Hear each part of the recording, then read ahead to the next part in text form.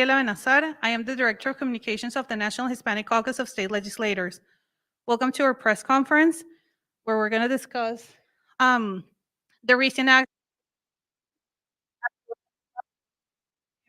state policies. All good there?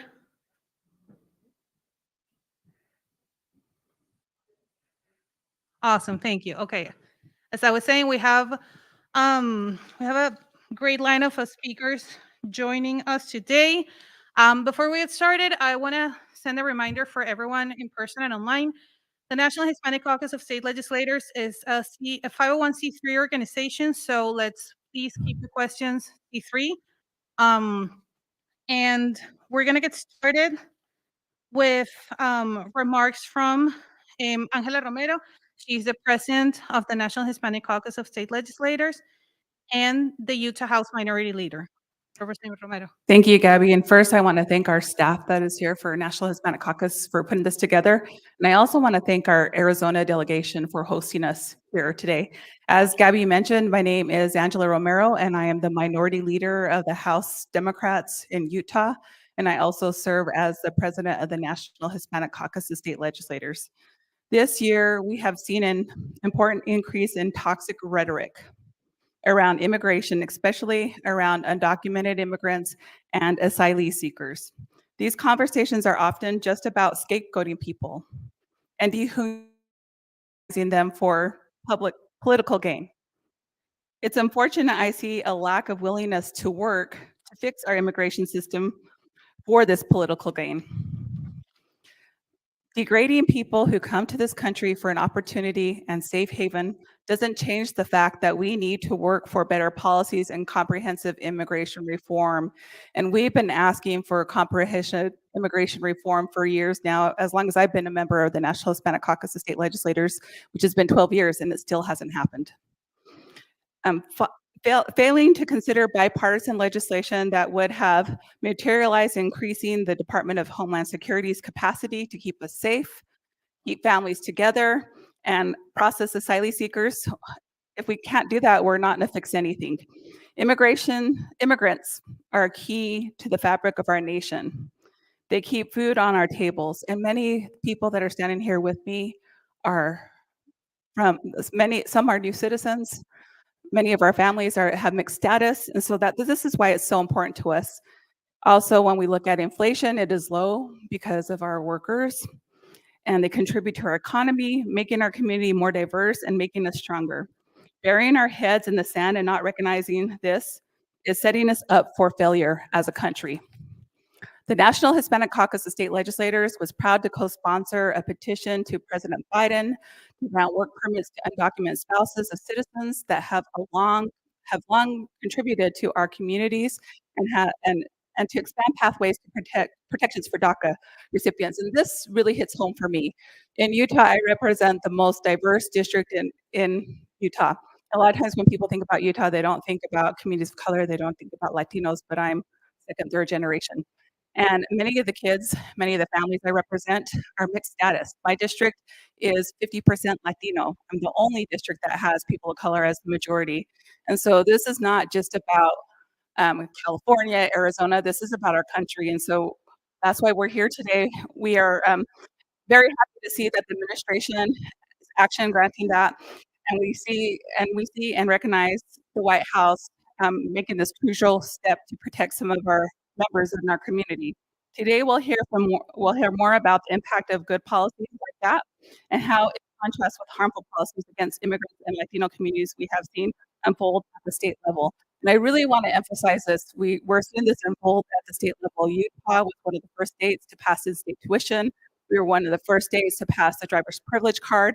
And we're seeing in our chambers people turning their backs on our undocumented community and our asylee seekers and really saying hateful things. And so it's up to us as a community, it's up to us as an organization to push back on that. And now I am going to turn my time over to me. Thank you, Gabby. Romero.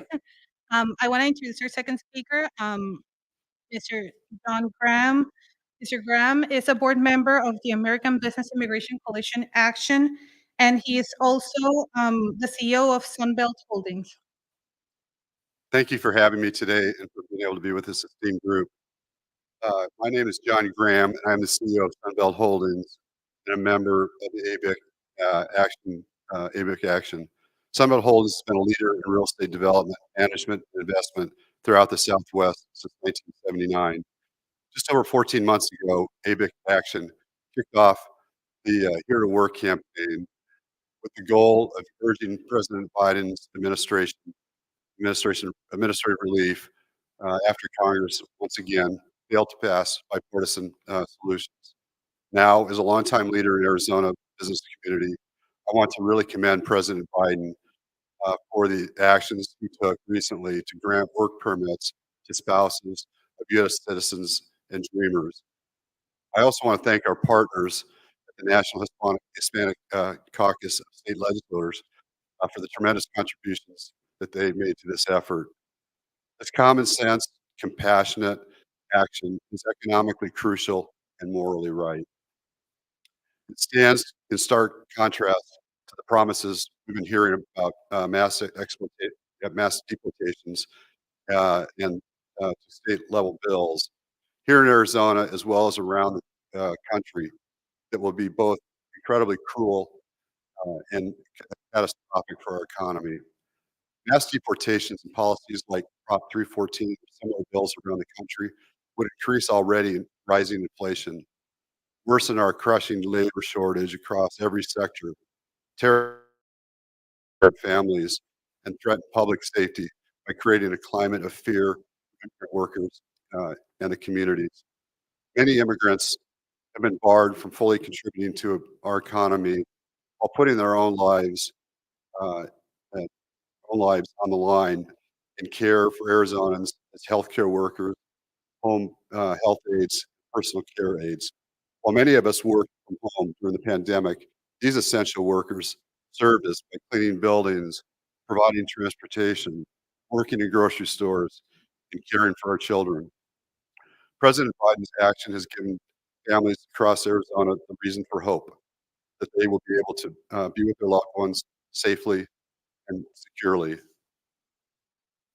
And many of the more than 38,900 DACA eligible young people in our state will have the opportunity to pursue their dreams for the benefit of them and ourselves.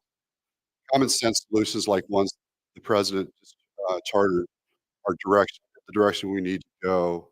So again, I appreciate the president's leadership. Hope to see much more in this direction from him and from both parties in Congress. Thank you.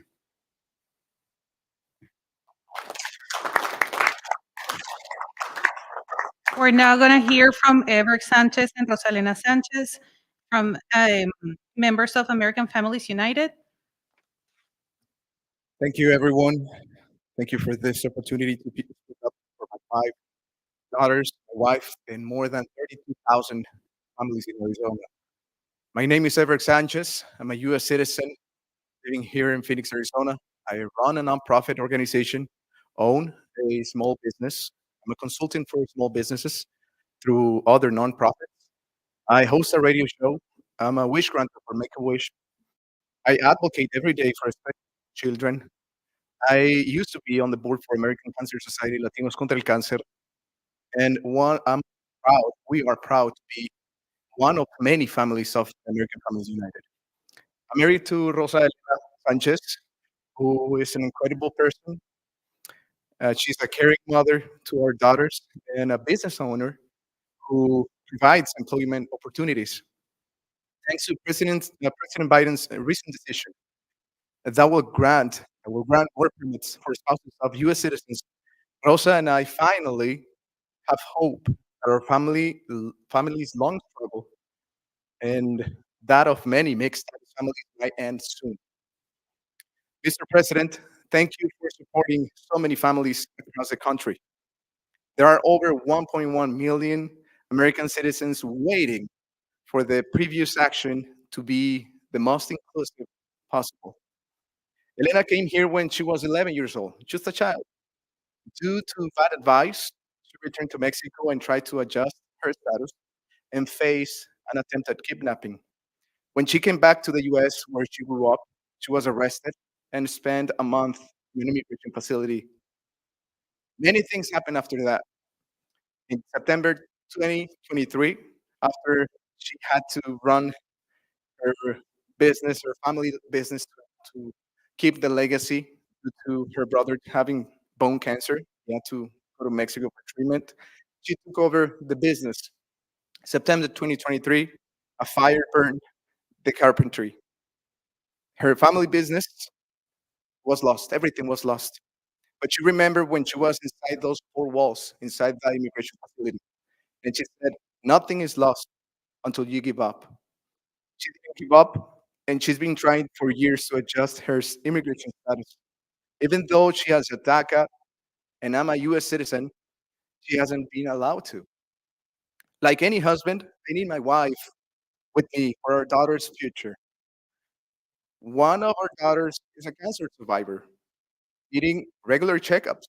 Another of my daughters, she needs more time in special care due to a diagnosis. They need their mother. Can you imagine the impact on my Arizona and American family if my wife were deported? My daughters will not understand.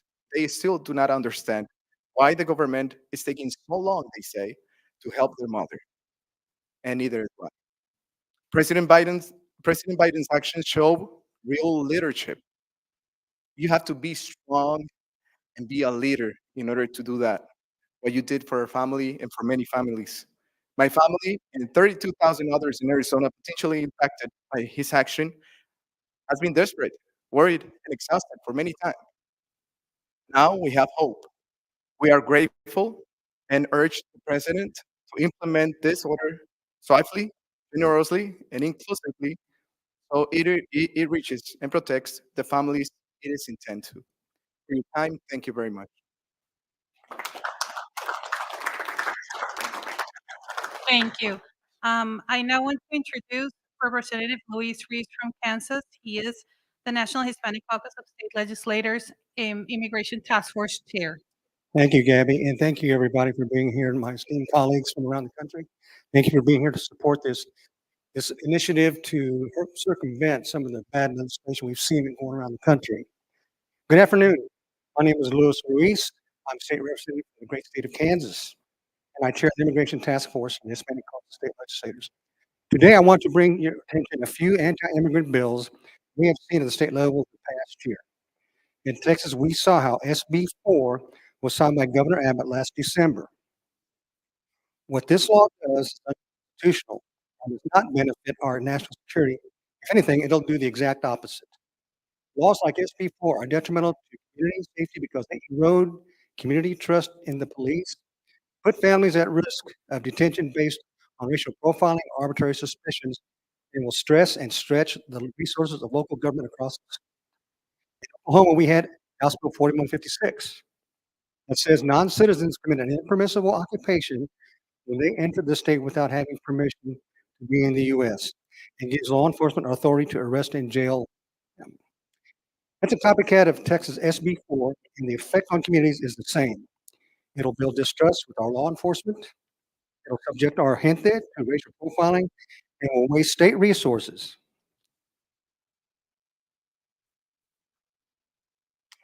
These two laws are still being litigated, but we don't have to wait or look to see how immigration policies affect our states. Last year, on July 1st, Senate Bill 1718 went into effect in Florida. The law criminalizes undocumented citizens and their support, marginalizes them, puts their lives at risk, and really impacts the economy.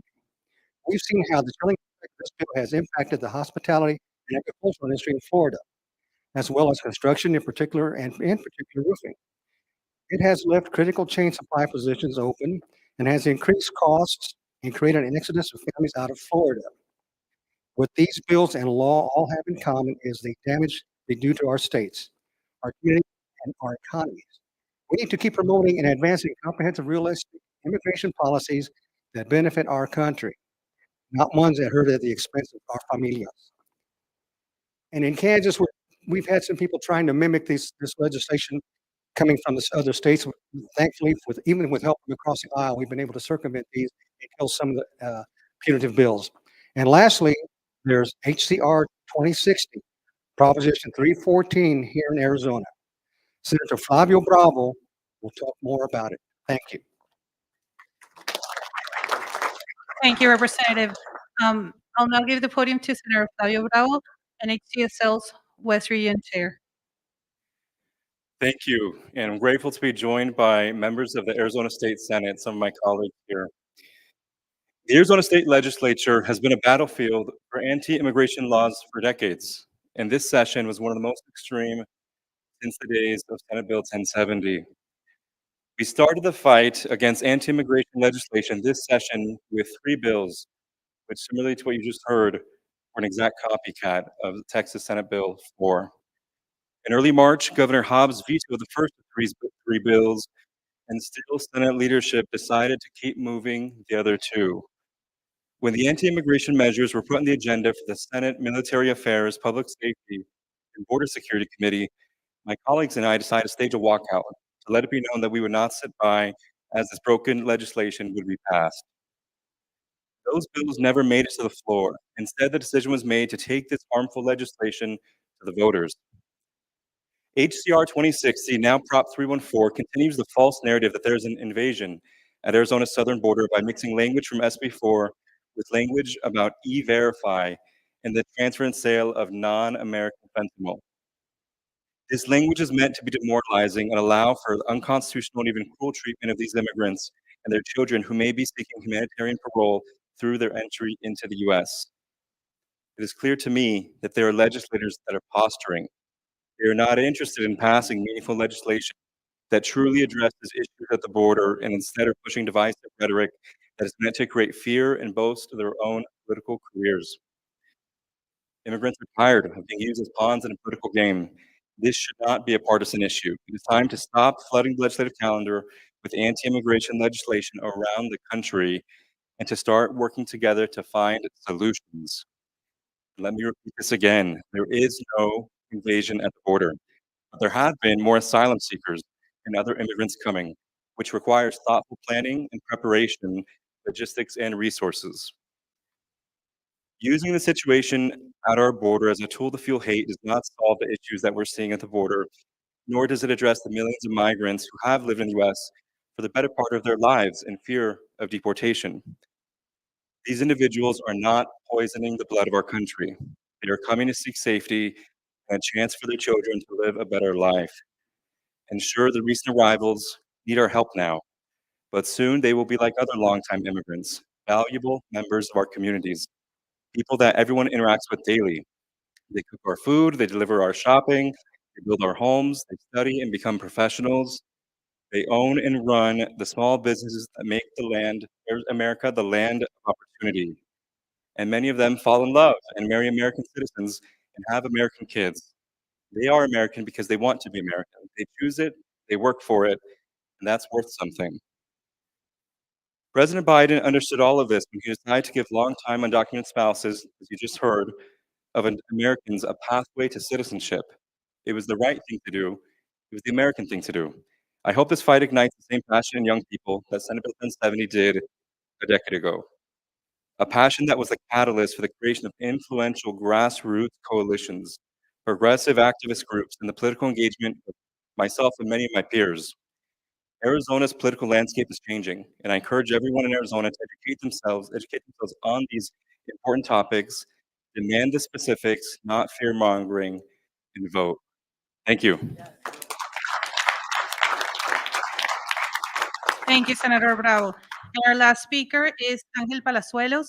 He is an Arizona Dreamer and Youth Leadership Council Chair for Aliento Arizona. Hello, everyone. My name is Angel Palazuelos. I'm a recent Arizona State University Merit Honors College graduate. I graduated with a degree in biomedical engineering and transborder studies. I'm also the chair of Aliento's Youth Leadership Council, and I'm an Arizona Dreamer. I want to share how these policies, especially the D3 waiver, can transform the lives of dreamers like myself. When I was applying to colleges, I was often questioned why I was going to go to college if I wasn't going to be able to work after. And I very much did not like these questions. It made me feel uneasy because, in all honesty, I didn't know how to answer them. I knew that as an undocumented student, I would have to face a lot of uncertainty when pursuing education, and that just added a lot more stress when pursuing a career afterwards. Now that I have dust particles polluting my engineering degree at home, the more I think about it, the more I see how critical policies such as these are. Um, no one should ever have to justify why they want to pursue an education, why they want to go to school, and I think that's why this is so important. I remember someone once told me that unless I was Michael Phelps or I was conducting research on black holes, I was never going to get sponsored. That's something like that was never going to be on the table for me. And when I thought about that, I was taken back by it because I'm not a very strong swimmer, and number two, black holes, that's not really my area. So that is why E3 waivers is a crucial step forward. For me, it means being able to have a chance to use my skills, a chance to provide meaningfully to the workforce here in Arizona. Here, also in Arizona, there are 71 available workers for every 100 open jobs. If allowed, dreamers can be the key. If allowed, dreamers can bridge that gap. And that is why we come here to support. We come here knowing that we can contribute to the workforce, and by bridging those gaps, we can do so through President Biden's actions without being separated from our families, without being stranded in a home that we don't really even know.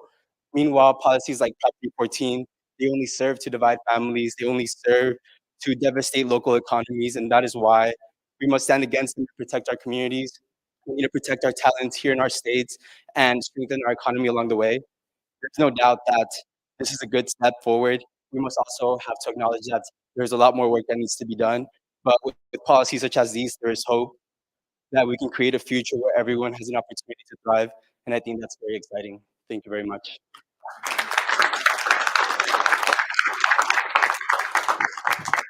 Thank you so much, Angel. We're now going to start the Q&A portion of the program.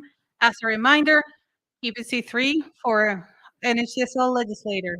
The first question we received was from NBC 12, and it goes to Mr. Graham of the American Business Immigration Coalition Action. And the question is, what are the concerns for business owners around immigration and a second Trump presidency? So unfortunately, I don't have to think too hard or look too far to, give an answer on that one. I think the short answer is mass deportations, which he seems to be very proud to talk about, which I think I've already said previously. I think that they're economically and especially morally wrong, and it's bad for the country. And then the word I've often used in this is I think it would be catastrophic for the country and catastrophic for our economy to have that occur. So I think that that's something I got to believe that we all need to dig in and absolutely in any way possible make sure that does not happen. Thank you. Do we have any more questions? Yes, let me. I don't know how to take it out. Laura Gomez, we've spoken today. You've all spoken about Biden's policies to help immigrants. What would the next steps be? Are his policies sufficient, or what's missing?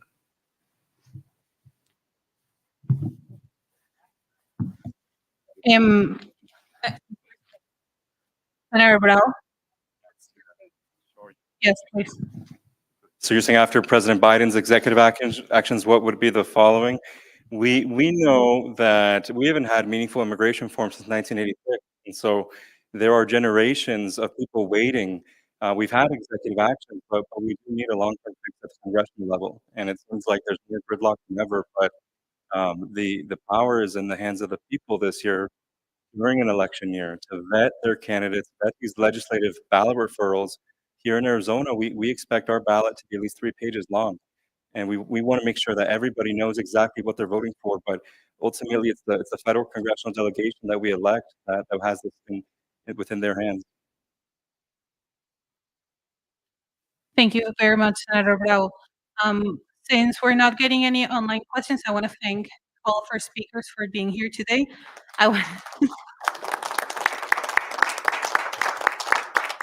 I want to thank the American Business Immigration Coalition Action for partnering with us, and with the American Business Immigration Coalition for working with us in this year.